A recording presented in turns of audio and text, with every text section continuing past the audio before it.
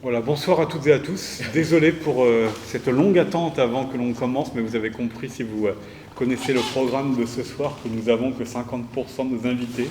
Nous avons deux Belges qui se baladent quelque part, qui peut-être vont arriver en cours de rencontre pour nous parler de leur manière, de leur Hélène Gégado, de la manière dont ils ont mis en scène cette histoire. Eux, ils se sont basés sur un roman qui est celui-ci, le roman de Jean Telet, Fleur de tonnerre.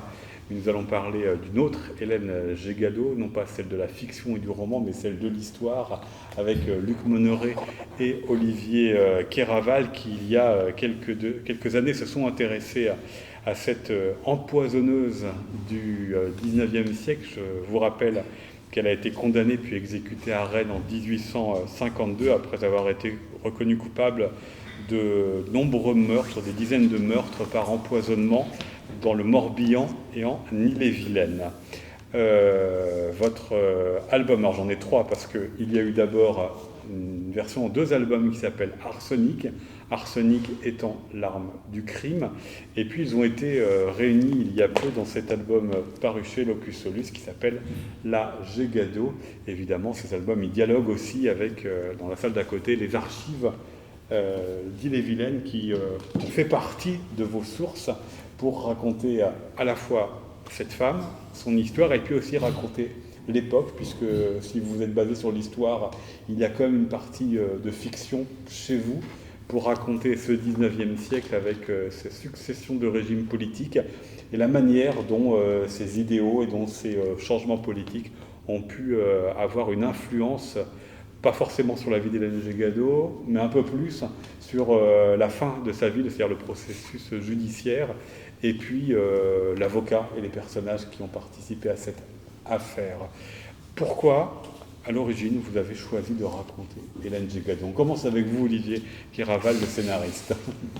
Ce que je raconte toujours, hein, c'est-à-dire que, voilà, étant breton, j'ai forcément entendu parler à un moment ou à un autre d'Hélène Gégado, qui est une espèce de personnage comme ça, un peu fantasmé souvent d'ailleurs, hein, parce que je me suis aussi confronté à la découverte historique, voilà, pour justement un peu découvrir la réalité derrière le personnage, pardon. Et donc j'en ai entendu parler jusqu'à découvrir ici est conservé aux archives départementales à peu près tout ce qu'on a comme élément historique, véridique sur elle. Tout ce qui était de l'ordre du procès. De l'ordre du procès, de l'enquête criminelle, une partie de sa vie forcément, parce qu'elle parle beaucoup, hein, elle est entendue plusieurs fois, et voilà, donc oui, effectivement, on a toutes les heures du procès, tous les procès-verbaux et toute l'enquête criminelle. Alors ça n'explique pas finalement pourquoi est-ce que vous avez choisi de la raconter. Ça explique comment vous l'avez découvert. Oui. Et après, je poserai la même question à Luc. Ouais. Qu'est-ce qu'il y avait dans son parcours chez cette femme? Parce que c'est quand même travailler sur une tueuse en série et qui a tué toutes sortes de gens, hein, des enfants, des adultes. Donc c'était pas forcément se lancer dans une part plaisir pendant des années. Non, pourquoi? Parce qu'il y a un mystère Gégado, c'est un peu toujours comme ça qu'elle est présentée d'ailleurs. C'est le mystère Gégado, c'est ce qu'on retrouve très régulièrement dans les quelques notes qui existent sur elle. Donc pourquoi qui dit mystère dit envie de comprendre et d'étayer un peu et de trouver des réponses. Donc voilà, c'est une curiosité intellectuelle au départ, et puis petit à petit la matière est arrivée de façon massive, et l'envie très rapidement du coup de raconter notre Gégado, quoi, qui n'est pas celle racontée par Jean Telet justement. Non, on y viendra tout à l'heure. Luc Monneret, qu'est-ce qu'il y avait dans la proposition d'Olivier Kéraval, outre Olivier Kéraval, qui vous a intéressé? Qu'est-ce qu'il y avait dans son Hélène Gégado qui vous a fait accepter cette idée? D'une part, c'est parce que moi je ne connaissais pas cette histoire et ce personnage. Donc quand il me l'a présenté, il me l'a bien vendu, si je puis dire. Donc ça m'a plu, et le personnage étant hors norme aussi, et hors norme parce que issu aussi du peuple, vraiment. Donc ça m'intéressait de traiter de cette histoire-là avec Olivier. Donc c'est un personnage forcément inquiétant. Donc ça c'est aussi intéressant pour un dessinateur de s'y coller, parce qu'il faut le rendre inquiétant. Parce qu'on a son masque mortuaire ici qui est très apaisé en fait. Et moi j'en ai fait un personnage volontairement très laid, ce qui a renforcé cette idée d'un personnage inquiétant, encore une fois. Voilà. Et le mot de mystère qu'emploie Olivier Kéraval, comment est-ce que vous le considérez? Moi, c'est C'est parce que le profil psychologique m'intéressait. Et comme on a très peu de choses sur ce personnage-là, on a très peu de documents, on a très peu de témoignages finalement, très peu d'écrits. Donc ça laisse une place à l'imaginaire et à l'imagination du dessinateur pour le créer, ce personnage. Chez le scénariste aussi, il y avait une place, outre la partie fictionnelle, qui vous permet, avec d'autres personnages, de raconter le 19e. Ouais. Pour Hélène Gégado, est-ce qu'il y avait aussi pour vous quelque chose à raconter en vous affranchissant de la réalité historique? Oui, sans doute un peu. Après, moi, la Gégado, très rapidement, enfin, il y a le personnage au départ de la Gégado, voilà, qui est dans sa complexité psychologique, mais il y a aussi, ça devient finalement pour moi très rapidement dans ce que j'en comprends et dans les pièces que je découvre historiques, une porte d'entrée sur cette période et du coup, voilà, tout un univers, pas caché, mais méconnu souvent, qui est celui de cette période mi-temps du 19e. Voilà, avec, vous en parliez au départ, avec des événements qui en plus ont touché directement le procès. On en parlera peut-être plus tard, mais voilà, donc il y avait toute une matière derrière qui s'est ouverte à moi. C'est aussi ça qui m'a fasciné. Moi, j'ai une formation d'historien, donc forcément, j'aime bien mélanger grande et petite histoire et voilà, raconter une période. Donc c'est aussi une période historique, plus que l'histoire d'Hélène Gégado, c'est l'histoire d'Hélène Gégado dans cette période historique, quoi, avec tout l'impact qu'elle a pu avoir sur cette histoire et en retour l'histoire sur elle. On y reviendra, mais je reste sur le mot de mystère parce que j'aimerais qu'on l'éclaircisse un petit peu. C'était quoi le mystère Hélène Gégado? Parce qu'on sait qu'elle est née, on sait qu'elle est morte exécutée, on sait qu'elle a tué, on sait peut-être un peu moins pourquoi, c'est ça le mystère? Pourquoi? Comment? Oui, pourquoi, évidemment. Quelles sont ses motivations? Et c'est toujours ce qu'on cherche derrière un profil criminel, c'est de comprendre la personnalité, pourquoi une personne passe à l'acte et pourquoi elle avait le goût du sang, hein, je crois qu'on peut le dire. Et voilà, et pourquoi cette continuité, cet acharnement. On parle de tueur en série aujourd'hui, alors c'est un anachronisme pour l'époque, mais c'est vraiment ça, comprendre les motivations et oui, le profil psychologique. Et puis aussi comment elle a échappé à la justice aussi longtemps, parce que sa carrière s'étale quand même sur plusieurs dizaines d'années. Voilà, elle est vraiment fascinante. Et comme le disait Luc, en plus, une personne du peuple. Hein. À l'époque, voilà, les gens du peuple, on fait ce qu'on, enfin, les gens qui dominent la société, les aristocrates ou les grands bourgeois, se font berner par cette personne, par ce personnage-là. Il y a des choses vraiment étonnantes. Donc oui, mystère. Que vous avez, à votre avis, réussi à élucider, ou ça restera un mystère malgré tout? Ah oui, non, j'ai pas la prétention d'avoir résolu l'enquête, d'avoir solutionné. Non, je tente une explication. Après, nous tentons, parce que Luc en fait partie, évidemment. Voilà, c'est notre Gégado, c'est notre version de l'histoire d'Hélène Gégado, mais non, en aucun cas, je pense que d'autres auteurs pourront s'y pencher et trouver d'autres choses aussi, peut-être, leur manière de voir et de comprendre. Non, pas de résolution, juste quelques pistes. Voilà.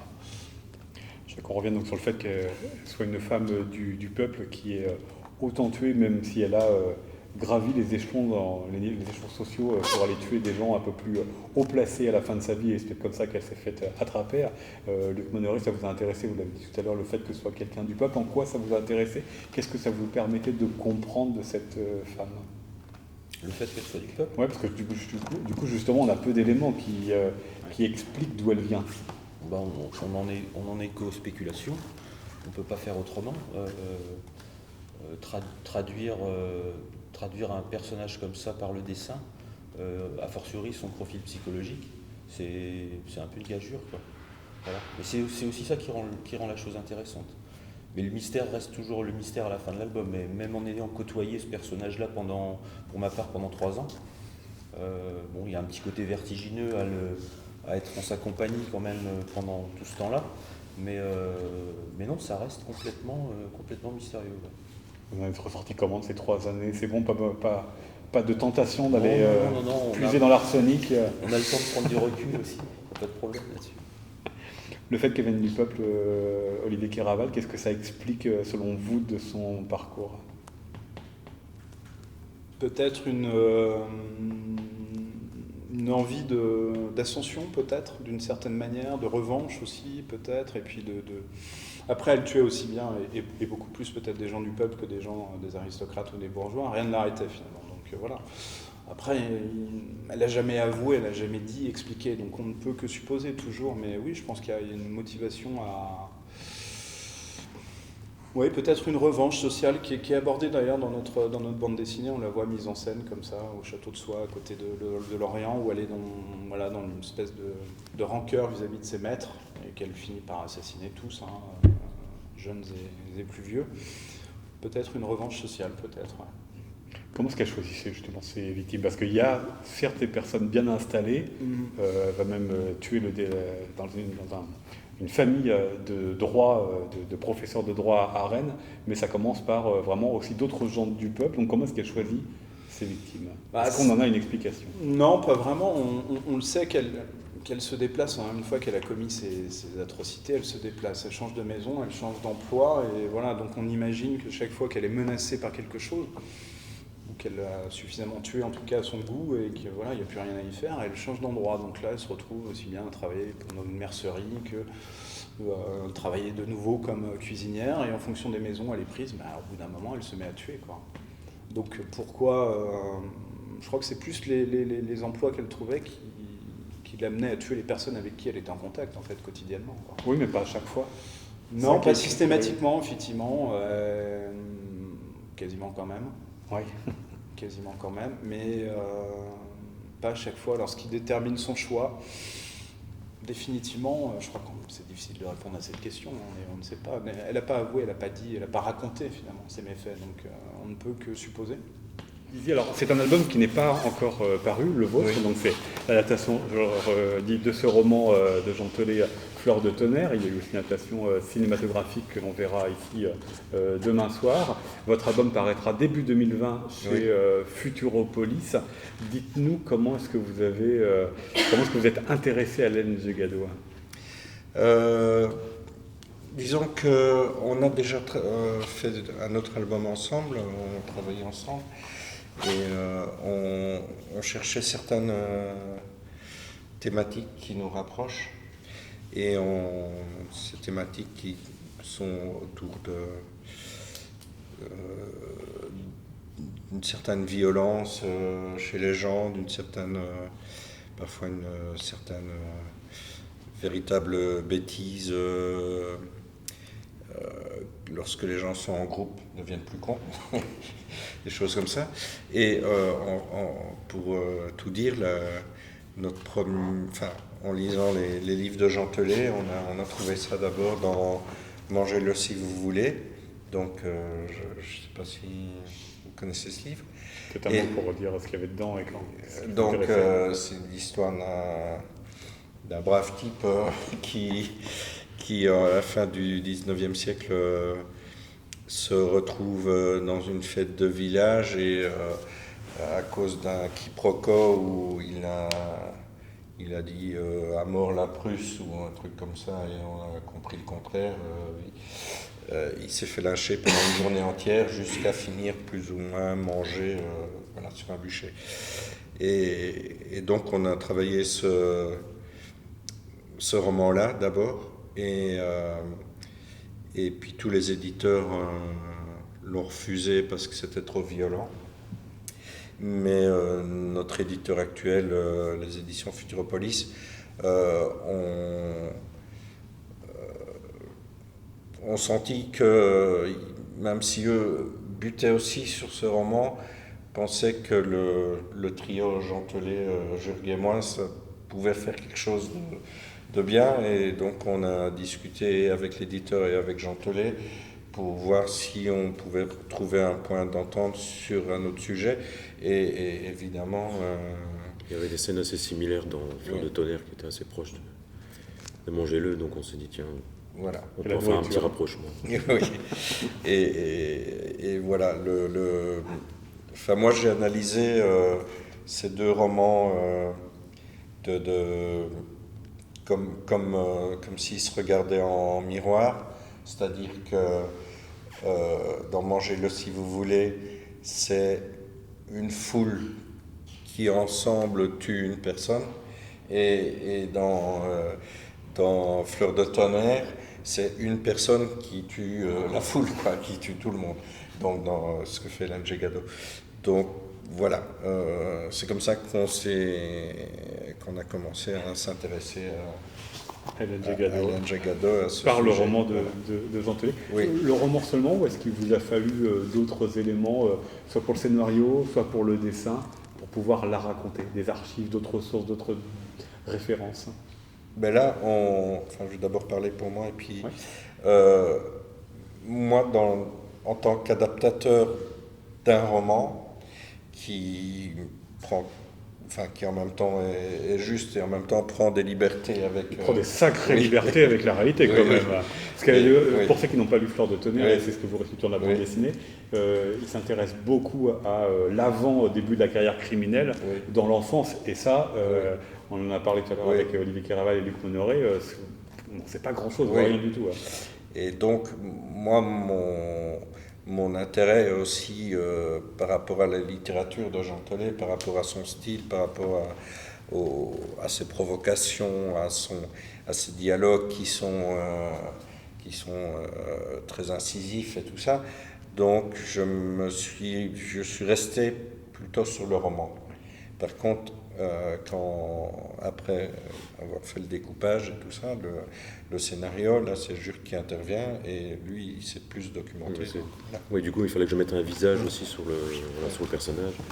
C'est vrai qu'après, j'ai commencé à chercher de la documentation. C'est vrai que je me suis intéressé plus au personnage, un peu à son parcours. Son parcours dans toute la Bretagne. D'ailleurs, j'ai refait le parcours en voiture un peu de tous les endroits où elle était passée pour un peu voir à quoi ça ressemble. Ouais, il vous fallait Souvent, c'est des villages, paysage, vraiment, ouais. vraiment des tout petits villages. Où dans le roman, on s'imagine que c'est une ville où c'est assez grand. En fait, c'est vraiment des petits bleds, on va dire. Parce que prenez beaucoup de temps, c'est peut-être là aussi une des différences, c'est qu'on est beaucoup dans les intérieurs et dans la ville avec vous, et chez vous, on est beaucoup dans la nature, Ouais, nous, dans la c'est campagne. vraiment beaucoup Évidemment dans la aussi campagne. sur le bord de mer, parce qu'il y a une histoire de naufrage que vous mettez en scène. Donc il vous a fallu effectivement vous imprégner complètement de cet imaginaire visuel. Jean Telet est un écrivain qui produit beaucoup d'images dans ses romans. Ouais, c'est très Ça vous a visuel. intéressé? Ça Ouais, vous a ouais, ça parle. importé, ça? C'est intéressant en le lisant, on a vraiment des images qui viennent, et c'est ça. Après, il faut coller un petit peu à la réalité. Donc c'est ça qui est intéressant, c'est après de faire des recherches pour se dire, bon, ben voilà, comment ils étaient habillés, qu'est-ce qu'ils avaient comme coutume, tout ça. Donc, il a fallu quand même alimenter tout ça. Et puis vous l'avez dit, il y a la question du visage. Alors là, vous avez adopté des points de vue qui sont différents. C'est pour ça que j'aimerais bien vous entendre, au moins les deux dessinateurs, mais les deux scénaristes peuvent intervenir quand ils le veulent, Luc Monoret et puis Georges. C'est que vous présentez une jeune fille assez belle. De toute façon, Jean Telet trouve beaucoup de beauté dans ce personnage d'Hélène Jagado. Et c'est radicalement l'inverse que vous avez fait, Luc Monoret. J'aimerais savoir comment est-ce que vous avez décidé par rapport à votre imaginaire et par rapport aux traces qu'il y avait d'Hélène Jagado, comment est-ce que vous avez décidé de son physique? Je ne sais pas qui souhaite, Luc peut-être? Je veux bien commencer. Nous, on part déjà de la réalité historique. Donc le peu de choses qu'il y a sur la représentation d'Hélène Jagado, on l'utilise, les quelques gravures qui sont à disposition et le masque mortuaire, mais c'est tout. Oui, parce qu'il y a beaucoup de gravures, parce que comme elle a été très populaire, il y a eu beaucoup de chansons, beaucoup de feuilles volantes qui ont circulé, et certaines étaient illustrées. Voilà, exactement. Et encore une fois, en partant de la réalité historique, moi je me suis aussi évidemment intéressé les costumes de l'époque, etc., tout ce qu'on peut imaginer pour retranscrire cette époque-là d'une façon assez fidèle. Mais ce qui m'intéressait aussi, c'est à travers le noir et blanc, retrouver un peu de l'imagerie de l'époque. Donc d'où l'intérêt pour les dessinateurs de presse à l'époque qui commençaient à avoir de l'importance, d'où l'intérêt aussi pour le noir et blanc et de ce traitement noir et blanc particulier par le crayon assez gras. Voilà. Et qui renforce aussi l'aspect inquiétant du personnage. Oui, le noir et blanc, il a plutôt cette force-là, effectivement, d'être tout de suite dramatique, quoi. Et vous, Georges, donc le physique d'Hélène Jagado, comment vous l'avez décidé? Plus par la lecture du roman, en fait, puisque c'est vrai que tout est fantasmé au début, toute la jeunesse et tout ça. Donc, bon, je me suis dit, on va essayer de donner un personnage assez, pas attachant, mais bon, assez esthétique, pour justement le faire plonger vers la fin, où elle ressemble plus au personnage réel et historique, qu'elle évolue de toute façon tout au long de l'histoire.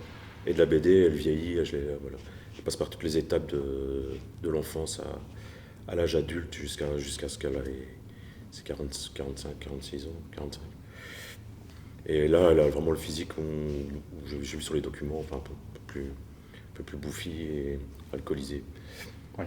Donc, justement, où on voit un peu la dégénérescence, voilà, du début. Déborah François vous a intéressé ou pas? Déborah François étant l'actrice qui joue Hélène Degado dans le film Fleur de tonnerre, est-ce que ça vous a servi ou pas? Non, parce que la dernière fois qu'on a fait une rencontre ici, il y a une question dans la salle, je ne sais pas si la personne est là, mais qui se posait la question pourquoi avoir choisi Déborah François, c'est-à-dire pourquoi avoir choisi par rapport à votre bande dessinée une jeune femme très belle. Or, Hélène Degado n'était pas du tout comme cela. Est-ce que c'était un physique qui vous a... J'avais trouvé quelques documents en photo où elle était pas spécialement moche, elle doit avoir une vingtaine d'années. Bon, à ce moment-là, elle est quand même bon, elle est pas moche, je vais dire. Et c'est vrai que dans le film, là, je la trouvais un peu trop jolie, justement, du début à la fin. Je trouve qu'elle reste, même si à la fin, bon, on voit qu'elle est en prison, je trouve que le personnage n'évolue pas vraiment vers la déchéance. C'est vrai que dans notre récit, nous, on la montre surtout à la fin. Il y a une scène, je crois, au début, on la voit vraiment toute petite, justement quand elle est soi-disant initiée à l'arsenic par cette vieille dame. Mais ça va, elle n'est pas trop laide non plus dans cette scène-là. Donc voilà, on la montre surtout à la fin. Donc, et la fin, elle était vraiment pas très belle. Donc je crois que si on avait dû traiter de façon intermédiaire, il faudrait demander à Luc comment il l'aurait traité physiquement. Si on avait dû la traiter à 20 ans, peut-être qu'elle serait moins laide, peut-être. Sans aucun doute, d'autant plus que à la fin de sa vie, elle était malade. Ouais. Elle avait un cancer, donc ça ne pouvait pas l'aider non plus de ce point de vue-là. Autre différence, donc ce sont les âges évidemment qu'il faut raconter. Vous, c'est par rapport aux sources historiques, c'est surtout la fin de sa vie. Là, dans votre bande dessinée, Jean-Luc Cornette et Jour, c'est l'enfance, et ensuite on entre dans sa carrière criminelle, avec des scènes qui sont complètement inventées de la part de Jean Telet, puisqu'on n'a pas de documents, on sait très très peu de choses d'elle. En plus, chez vous, il y a des scènes sexuellement très explicites dans ce roman. J'aimerais que vous nous disiez qui est pour vous cette Hélène Degado des débuts que l'on voit assez libre et assez manipulatrice quand même. Mais de nouveau, moi je me base sur le roman, pas vraiment sur la vérité historique. Et ce qui m'a plu, donc ce que j'en ai découvert, sachant que Jean Telet, lui, a quand même fait des recherches. Vous avez marqué une partie du travail. Hein. Et que d'un autre côté, il est romancier, donc il en fait après ce qu'il en veut. Mais c'est vraiment ce personnage qui tue sans but. Et c'est ça, moi, qui m'a vraiment plu, parce qu'à un moment, on peut la trouver sympa, alors que c'est un monstre. Mais c'est ça qui est étonnant, c'est qu'elle tue sans discernement des gens qu'elle aime, des gens qu'elle n'aime pas, enfin, en tous les cas, dans le roman. Et voilà, elle peut même passer des très bons moments avec des personnes, bien s'entendre, et puis elle se dit, bon, ben voilà, il est temps que je la tue et que je passe à quelqu'un d'autre. Et je trouve que c'est tellement unique, parce que d'habitude, je pense que les criminels, bon, peut-être pas les tueurs en série, mais les criminels ont quand même un mobile, alors que là, il n'y en a pas. Et je trouve que c'est ça qui rend ce personnage très singulier et qui m'a beaucoup plu, quoi. On a commencé effectivement la rencontre par là, et Olivier Luc parle justement du mystère Hélène Degado, qui était justement sur les motivations. On se rejoint, c'est vrai que vous demandiez tout à l'heure ses motivations, on ne les connaît pas. Ouais. On peut chercher, on peut gratter, trouver des petites pistes de réflexion, mais sinon, elle tuait. Ça, c'est la certitude, c'est qu'elle tuait. Ouais. Alors, ce qu'a dit aussi Jean-Luc Cornette, c'est ce côté, parfois, elle aimait beaucoup les gens, et malgré tout, elle allait les tuer. J'aimerais que vous nous racontiez aussi ça, comment est-ce que vous le mettez en scène, parce qu'il y a une grande perversion dans sa manière de faire. Elle aime faire le mal et elle aime soigner en même temps. Ouais, à un tel point qu'on se demande si elle n'empoisonne pas pour pouvoir soigner et qu'on la prenne pour quelqu'un de bien, justement. Il y a toute une mécanique autour de ça, justement, qui est étonnante, quoi. Voilà, et le jour où on en a marre, comme ce qui a été dit tout à l'heure, elle tue, quoi. Et puis elle passe au suivant. elle s'occupe autrement. Elle joue un peu au chat à la souris, finalement. C'est un peu, elle s'amuse peut-être aussi. Il y a de la perversion, forcément. Enfin, après, on peut tout imaginer. Hein, mais... En même temps, est-ce que ça ne contribue pas à ce qu'elle ait pu agir pour très très longtemps? Parce qu'elle pouvait aussi renvoyer une image, pas forcément de l'entourage très très proche, mais une image assez sympathique. Elle pouvait être appréciée puisqu'elle était là auprès des morts, celles qui soignaient. Ouais, elle était même prise pour quelqu'un de chanceuse et même bénie des dieux, de pouvoir échapper comme ça. Alors, on va pas parler du choléra, mais... On parlait de ça aussi, c'est aussi présent chez vous. Voilà, qui lui permet comme ça, parce que les symptômes, encore une fois, étaient très, très similaires. Il y a une grande épidémie de choléra au moment de en Bretagne, juste au moment. Donc voilà, une maison où elle travaille, il y a eu 7 ou 8 morts. Et la seule survivante, donc on dit, elle est bénie, Dieu la protège. Et puis en plus, elle accompagne les morts jusqu'au bout. Donc c'est merveilleux, c'est quelqu'un de fabuleux. Enfin, c'est un ange. Un ange de la mort, quoi. Mais ouais. Un ange aussi pour vous, Jurg et Jean-Luc Cornette? Vous la verriez comme ça? Non, c'est vraiment le côté un peu pervers. C'est vrai qu'elle tue complètement gratuitement. Et puis dans le bouquin, elle annonce à chaque fois pratiquement ce qu'elle va faire et puis qu'elle le fait, quoi. Ça, je sais pas si... Moi, j'ai pas lu le livre. Hein, donc, si ça correspond à la réalité ou pas, mais dans le roman, en tous les cas, elle joue et elle laisse souvent entendre à la personne d'une manière détournée qu'elle va la tuer. Enfin, elle donne des indices comme ça. Mais de façon tellement... Alors, les sources, historiquement, dans ce que j'ai lu, moi, qui est conservé ici aux archives, il n'y a pas d'aveu de ce type-là. Mais on sent le degré de perversion, de mensonge qui est dénoncé en permanence par par le juge d'instruction, il la comprend, il la suppose perverse et méchante, et voilà. Il sent l'immensité de la violence derrière, mais elle l'avoue jamais, elle ne raconte pas ce qu'elle a fait, finalement. Oui. Mais ce que je veux dire, c'est que c'est pas vraiment avoué, mais dans le roman, en tous les cas, Telet s'amuse dans les dialogues à mettre, par exemple, manger. Et ça, c'est un parti pris de Jean Telet. Oui, manger. C'est ce que je voulais dire, en fait. C'est un choix qu'il a fait de la traiter comme ça. Mais historiquement, c'est pas avéré, quoi, en fait. Mais du genre goûtez à mon gâteau, vous allez voir, il est mortel, mais des choses comme ça. C'est l'humour de Telet. Oui, voilà. Et il s'amuse beaucoup aussi. Enfin, je sais pas comment vous avez traté l'humour d'ailleurs. Ah bon, on l'a gardé. Parce que c'est une des marques de fabrique de Jean Telet. Il s'amuse beaucoup. Par contre, on a coupé des scènes qui me semblaient plus improbables, donc on a un peu... Puis on a réduit. Forcément. Le roman fait 280 pages et on fait 120 pages, 106 pages de BD. Donc, quand même. Un autre mot que vous avez utilisé sur le cornet, sur lequel j'aimerais vous interroger, c'est le mot de sympathique. Dans le roman de Jean Telet, il parle d'une empathie qu'il a eue, lui, avec ce personnage, et quand on lit votre bande dessinée, on a du mal à avoir de l'empathie avec ce personnage. Expliquez-nous les uns les autres votre relation finalement à ce personnage-là, même parce que voilà, vous l'avez dit, Luc, tout à l'heure, vous avez passé 3 ans avec elle, donc forcément il y a pas forcément d'empathie, mais un petit peu quand même qui vous a gagné. Ça c'est valable avec tous les personnages, quels qu'ils soient, même si les bons, les méchants, en fait, ça finit par devenir des potes, quoi, dans une aventure comme ça. Pour peu que ça dure effectivement 1 an, 2 ans, 3 ans, en l'occurrence, c'est inévitable. Donc, la sympathie, on ne peut pas dire qu'elle m'est totalement sympathique, la Gégalo, c'est pas possible, mais en tant que personnage de papier, ça devient quelqu'un d'intéressant. Olivier Clairaval. Je réfléchis en même temps. Non, beaucoup de curiosité, d'envie de comprendre, après de l'empathie. Non, je crois qu'il ne faut pas perdre de vue que c'était un monstre. Je crois que moi, j'ai jamais eu envie d'être sympathique avec elle. Donc, je l'ai mise en scène de façon...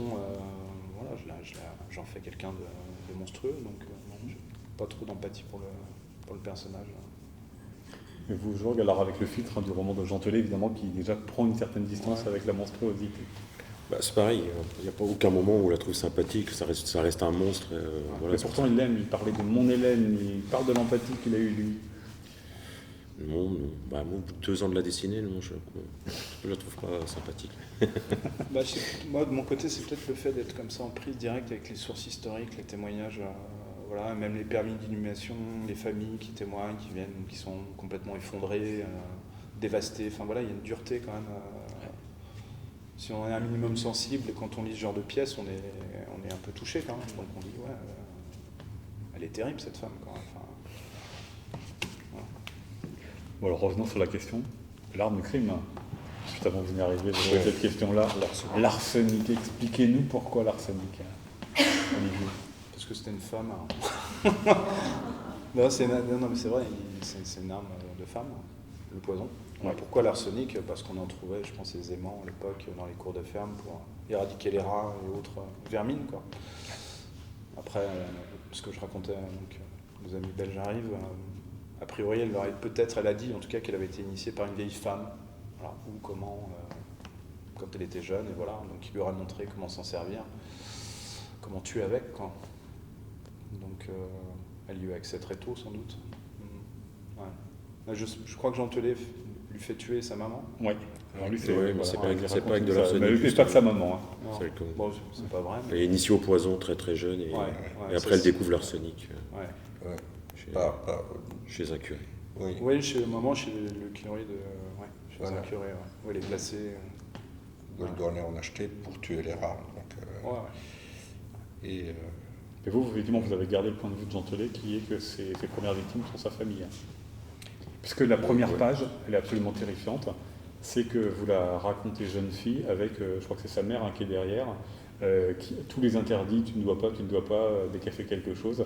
Et c'est un peu le point de vue hein, de Jean Telet que la réalisatrice aussi a gardé pour le film. C'est le parcours d'une jeune fille qui a complètement été abîmée par sa famille. Hein. ben, le propos ou l'explication de Telet, c'est qu'elle devient en quelque sorte l'encou. C'est qu'on lui met des peurs folkloriques, si je puis dire, dans la tête, et que pour contrer ces peurs, elle devient aussi forte que l'encou, et donc elle le remplace en quelque sorte. Il diffuse la peur et la mort à la place. Oui, et donc voilà, ça démarre un peu comme ça et ça termine comme ça, le roman. Et donc elle a comme une mission, enfin qui n'est pas divine, mais qui est une mission de tuer. Mais voilà, d'ailleurs dans certaines séquences, quand elle travaille dans des maisons où il y a d'autres employés de maison, la nuit, elle va frapper à la porte et elle dit qu'elle est l'encou. D'accord. Et voilà, donc ça c'est son explication à lui. Voilà.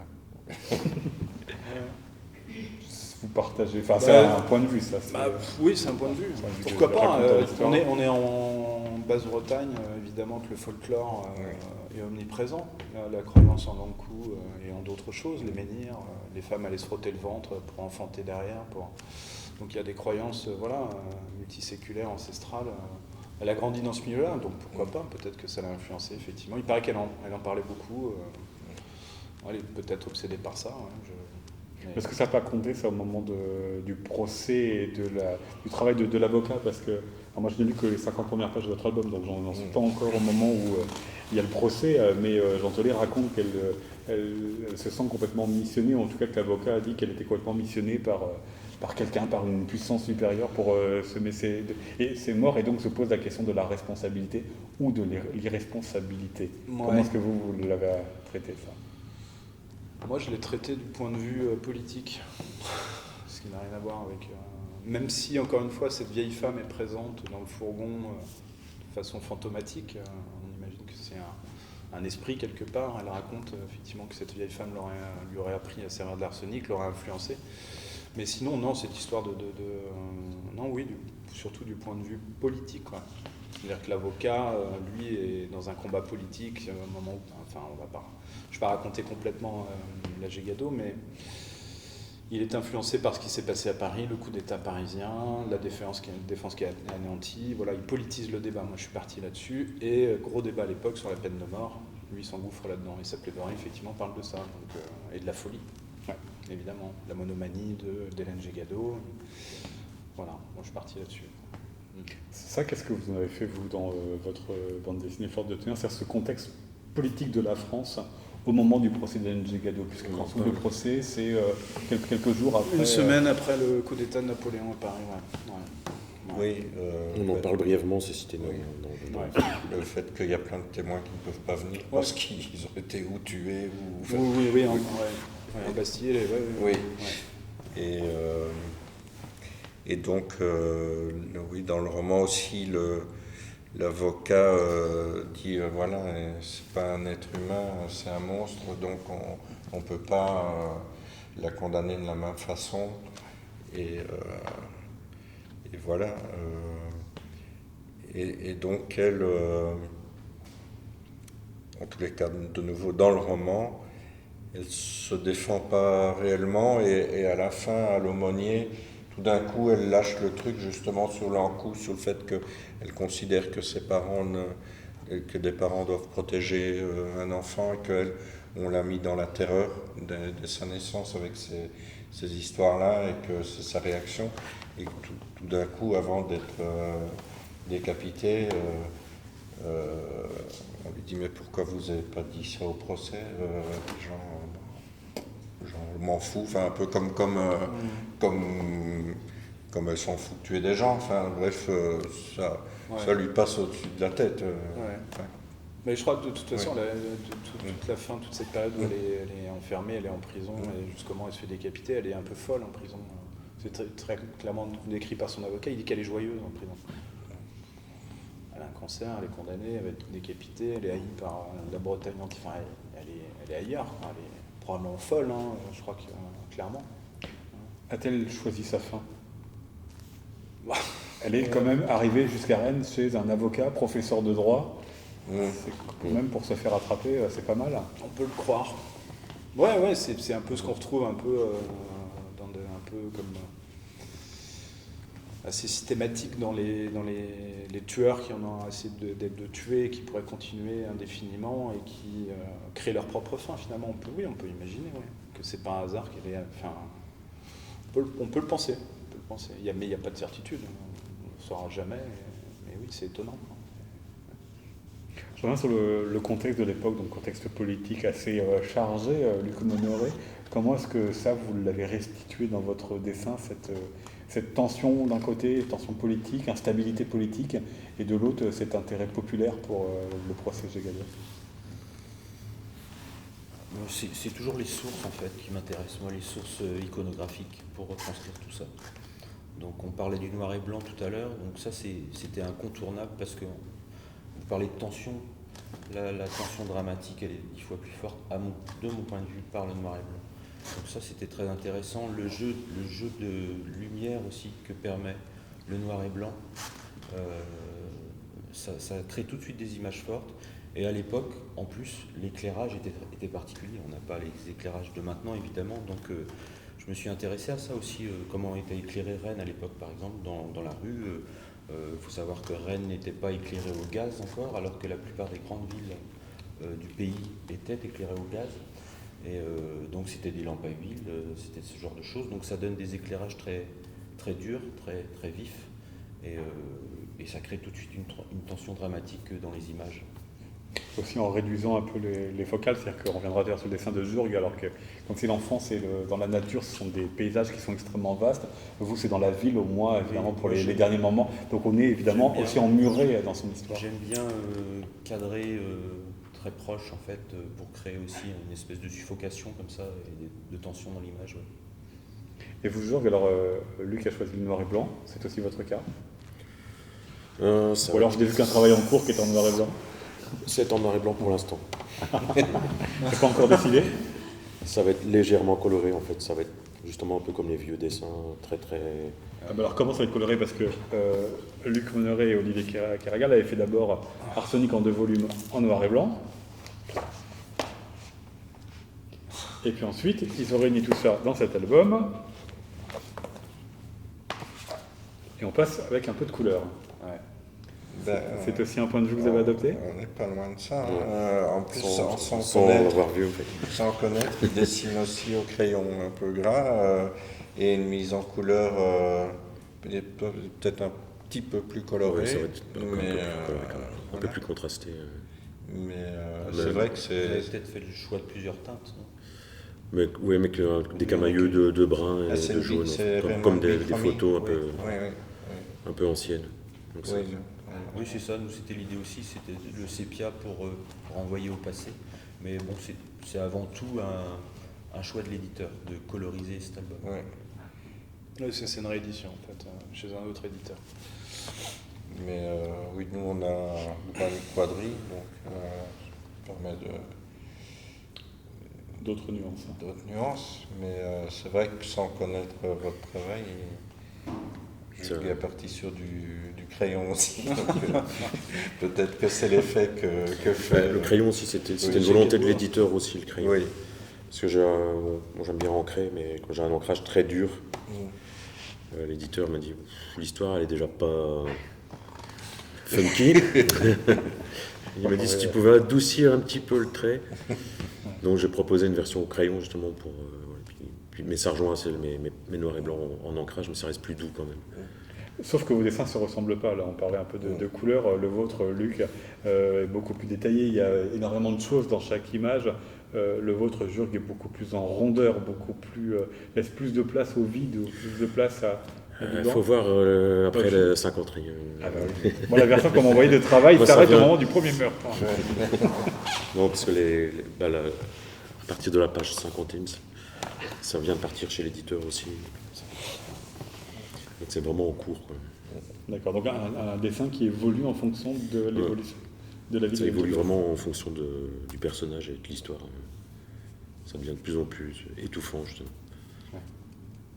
Donc on peut en rejoindre peut-être des choix de Luc, d'avoir quelque chose de très emmuré, quelque chose de très oppressant. Bah, oui, je change d'ambiance, parce que là, maintenant, les planches sur lesquelles je travaille se passent à Rennes, du coup, c'est vrai que ça devient plus fourni. Comment vous l'avez traité justement, Luc, cette ville de Rennes que vous connaissez, qui ne ressemble pas, donc en dehors des La lumières? difficulté, c'est de l'oublier en fait. Voilà. Donc on va se focaliser sur des architectures qui existaient déjà à l'époque.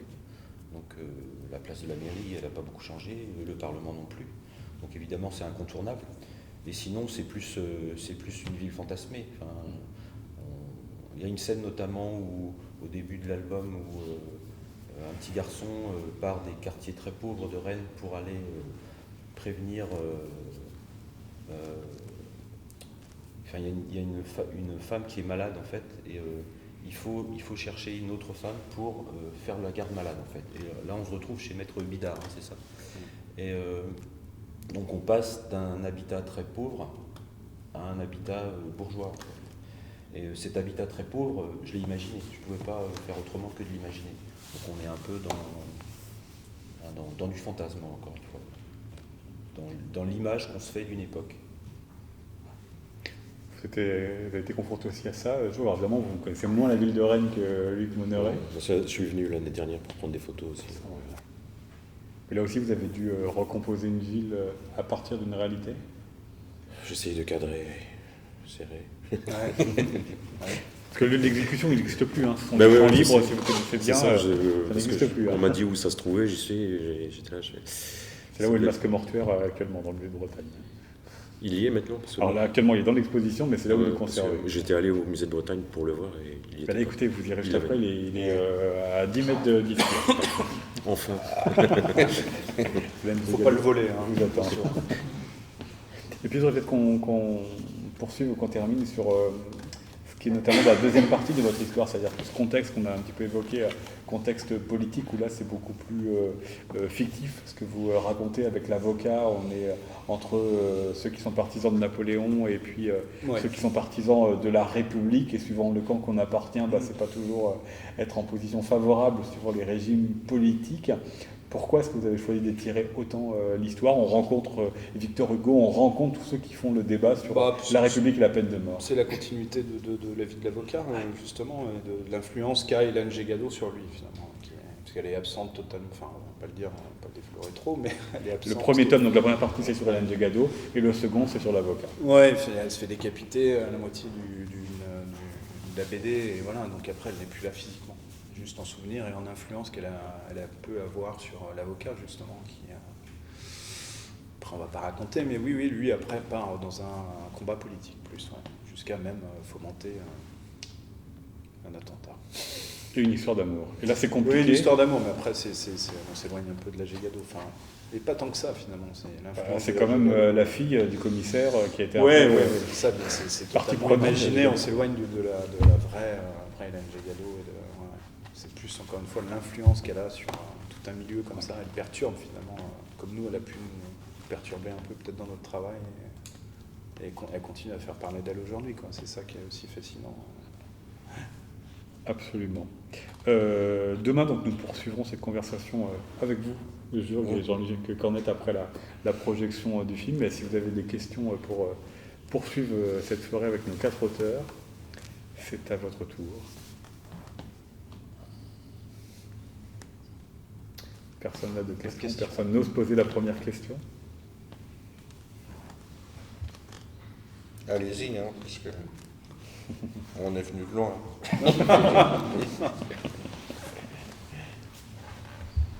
Et du coup, vous n'avez pas lu ni les uns ni les autres, la BD que les autres ont fait Non. Non, mais moi ça j'ai pas va fini. même plus loin que ça, parce que moi j'ai su que Jean Telet travaillait là-dessus, il avait dû le dire. Moi j'ai commencé à travailler dessus en même temps que lui, en fait. Donc je voulais surtout pas être On influencé. avait déjà fait pas mal de planches. Ouais, on Quand avait le- déjà bien avancé. Donc c'était hors de question, il faut toujours, je pense que vous serez d'accord, mettre à distance. Oui.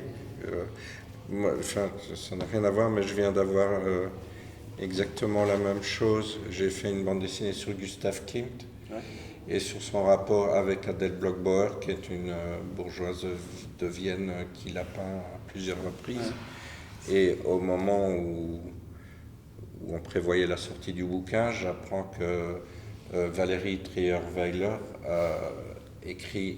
sort un roman sur le rapport entre Klimt et Adèle Bloch-Bauer. Et là, on a lu chacun l'ouvrage de l'autre après la sortie. Et on s'est rencontrés la semaine dernière en festival et on en a parlé. Et on a réellement romancé des parties où il y a des trous dans l'histoire. Et on a eu les mêmes idées, exactement. Et c'est vraiment le hasard total. Mais non, donc nous n'étant pas bretons, on a découvert Hélène Gégado par le roman de Telet, donc on ne connaissait pas évidemment votre bande dessinée à ce moment-là. Et puis justement, moi dans mon travail de scénariste, soit je fais une BD historique avec aussi mes recherches, mes sources, et là, comme quand je travaille autour des peintres, je fais ça de temps à autre. Et alors là, je me plonge et je lis toutes les sources que je peux trouver. Et soit j'ai aussi une autre partie où j'adapte du roman. Là, je suis en train d'en adapter 2 autres. Et je ne vais pas non plus chercher beaucoup plus loin que le roman. Toute la matière est déjà là, finalement. Oui, un Steinbeck au début de l'année. Voilà, et c'est ça. Et puis, je l'aborde aussi par l'amour que j'ai du roman, de l'écriture, du style. Donc, pour Fleur de tonnerre, et donc c'était plus comme ça. Donc là, je laisse le travail de recherche historique à l'écrivain que j'adapte. Oui, bien sûr. Et le film, vous n'avez pas répondu tout à l'heure à la question, il a participé ou pas du tout à votre écriture? C'est comme il est sorti en 2017, donc vous étiez encore en train d'imaginer. Mais en fait, Telet qui est souvent adapté, un peu au cinéma et pas mal en BD, il a le parti pris de c'est votre œuvre, c'est pas la mienne. Donc si il aime bien, donc nous on l'a contacté, tout ça, il a regardé les premières pages, il a dit c'est super, j'adore, faites-le. Donc ça aide en plus pour les achats de droits parce qu'il parle à son éditeur et donc c'est beaucoup plus facile que de travailler avec un mort comme Steinbeck. Donc là c'est très compliqué avec les ayants droit. Et donc à partir de là, il dit les gars, c'est votre bouquin, c'est plus le mien, faites-en ce que vous voulez. Je vous fais confiance, voilà. Et on le tient au courant de temps en temps, on lui envoie des pages et on reçoit un petit compliment, et voilà. Mais il ne s'en mêle pas, il ne veut pas nous emmerder, Et il dit, voilà, c'est à vous, donc allez-y. Une autre question? Non, je voulais juste faire une remarque, c'est que j'ai lu le roman de Telet avant de lire la bande dessinée de Mauderay Kéraval, et en fait, c'est vrai que j'avais cette image d'une jeune fille plutôt jolie, au début en tout cas de sa vie, et j'avais été un petit peu désorientée par le côté sombre de la Gégado de Luc Mauderay, et finalement, je me suis intéressée à l'historique de cette femme, et puis voilà, maintenant j'avoue que la Gégado bretonne étant bretonne me convient assez, puisque on est vraiment dans un personnage sombre, et voilà, mais je trouvais ça intéressant de voir deux choses complètement différentes. Merci bien. Non, mais je crois qu'en fait, il y a enfin, vous serez d'accord, j'imagine, tout scénariste ou tout auteur qui s'intéressera au sujet pourra trouver matière peut-être à raconter encore autre chose qu'on n'a peut-être pas vu. Voilà, je pense qu'il y a autant de possibilités finalement que d'auteurs, peut-être. Une autre intervention?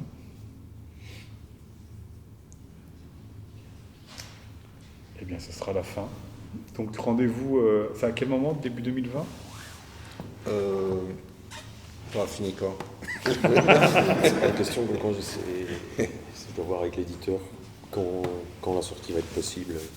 Mais normalement, c'est plutôt milieu 2020, je pense. C'est 2020, d'après ce qu'il m'a dit. Et donc, ce sera chez Futuropolis sous le titre Fleurs de tonnerre, Jean-Luc Cornette, et puis donc La Gégado chez Locus Solus pour vous, Luc Mauderay et Olivier Kéraval. Et puis vous allez pouvoir, si vous souhaitez, acheter, faire dédicacer vos albums. Merci à tous les quatre.